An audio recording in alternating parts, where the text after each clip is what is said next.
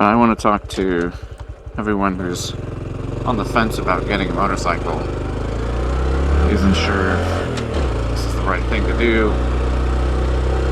Probably the thing that is holding most people back is the fear that you're going to fall. And I'm going to dispel a myth for you right now. You will fall. It doesn't matter how conscientious you think you are, or how safe you think you're going to be. You will fall off at one of these things. You don't have a helmet on. That's actually okay. I actually fell once on my other bike. I talked about it on this channel very much because I originally shared it with MotoStars. It was a couple years ago. The comments were, well, let's say they were wild. So I'll explain what happened. I'll probably show the clip here. I was approaching a right turn that was up a hill, and the city had been doing some work on that road, and a lot of dirt had washed out into the intersection. So I had to make a very sharp turn to a hill, the highway, where the speed limit was 55. So I couldn't stop. There wasn't any kind of traffic control to allow me to just stop and make the turn at my own pace. And as I approached the turn, I saw the dirt that had washed out into the intersection. And at that point, there wasn't a whole lot I could do other than abort the turn, which I didn't do. And I thought maybe if I straighten up, I could go straight through it. Although there was another motorcyclist in the intersection. If I had gone straight too far, I would have run into him, but I thought maybe I could just get behind him. Just kind of go across the street I was turning onto. That's what was going through my mind. I don't want to get hit by a car behind me. I don't want to stop. I don't want to go straight into the motorcyclist in front of me. And I had slowed down enough at that point that I worried that if I aborted the turn and swung back out left into traffic, I might get hit. So I attempted to go straight through it, and my bike just washed out from under me.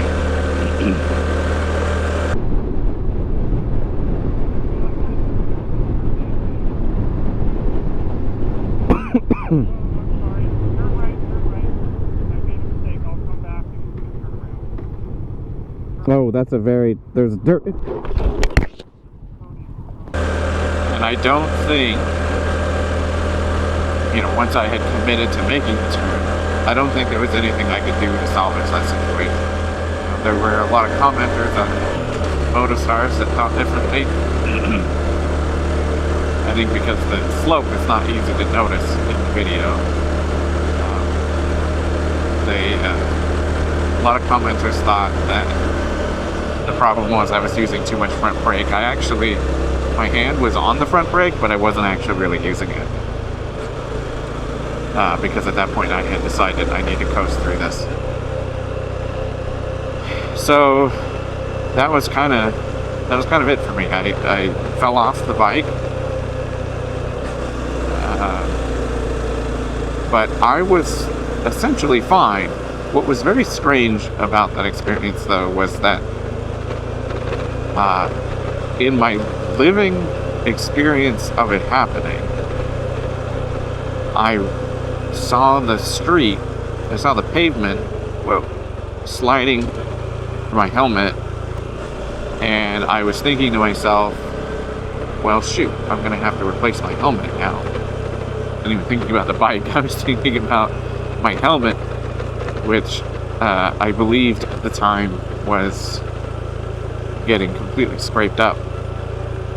But in looking at the footage after the fact from my 360 cam, my head never touched the ground, let alone slid along it like I believed I had.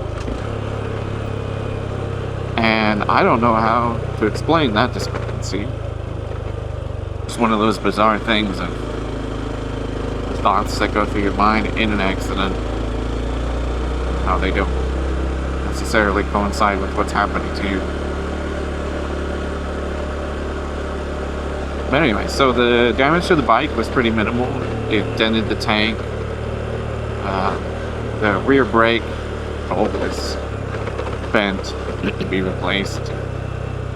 I replaced the tank myself, and then I took it to a shop to make sure that all the seals and grommets and everything for the handlebars were all straight and aligned, because I didn't want to do that myself and possibly have a misaligned bike. But all in all, it was not a very expensive accident,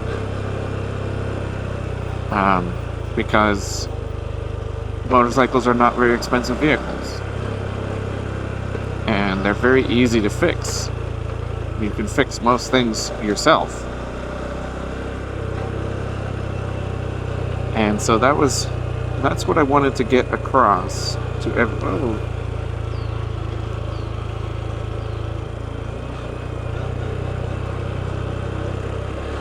To anyone who is on the fence about getting a motorcycle because of the fear of falling or getting in an accident.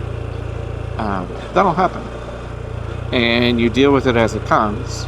Most times, if your experience is like mine, it won't really be an expensive ordeal. That is the only time I've dropped any of my bikes. I have 3 of them now. There was a time I nearly dropped the Rebel just putting it in my garage. I thought I could put the kickstand down, and I was on the opposite side of it, and I went to lean it, and the kickstand that I could not see was still up. And when it got to too far a lean, that's when I realized it was not going to catch on a kickstand. This is peculiar, all these people walking through here. It's unusual. That's when I realized the kickstand was still up, and so I sort of yanked the bike back up straight before it could fall over. It's such a weird posture with respect to the bike that I kind of pulled the muscle in my inner elbow, inside my elbow area, TCL or something like that, for a couple days. But yeah, if you're thinking, well, I don't want to get a motorcycle because I think I'm going to drop it, you are. And if that worries you, hopefully my explanation that, these things are just a fact of life and don't really cost all that much, maybe that mollifies your concerns.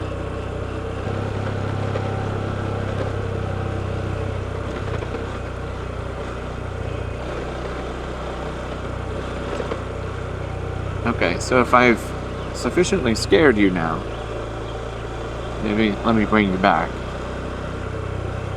to why I still think you should get a motorcycle, which is that you won't probably be doing things like this without me. Or at least if you're the kind of person that's like me, I would never have walked through here like those people back there were doing. I have ridden my bike through here, but even that is kind of an ordeal, and I don't do it that often. But I ride through here, on a motorcycle, at least once a month.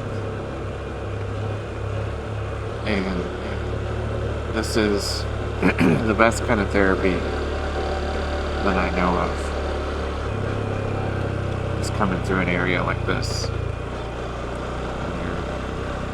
Little vehicle that just goes where you point it.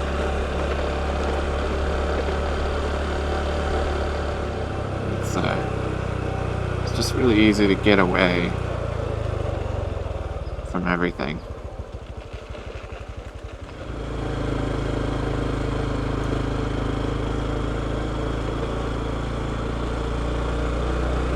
It's just incredible here.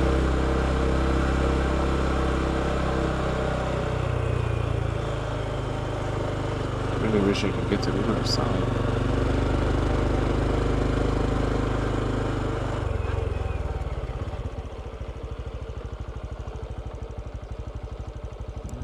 It's probably dangerous.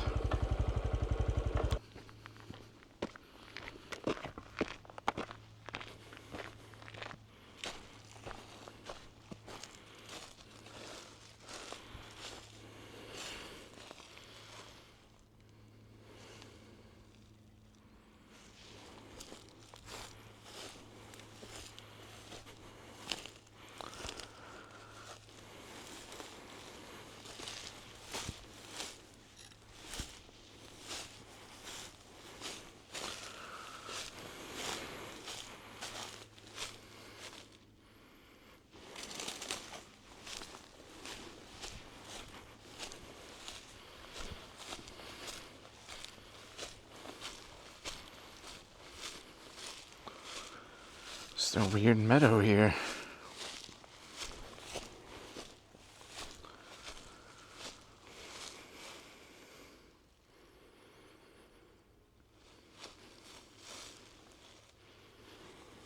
Oh, that's a great view.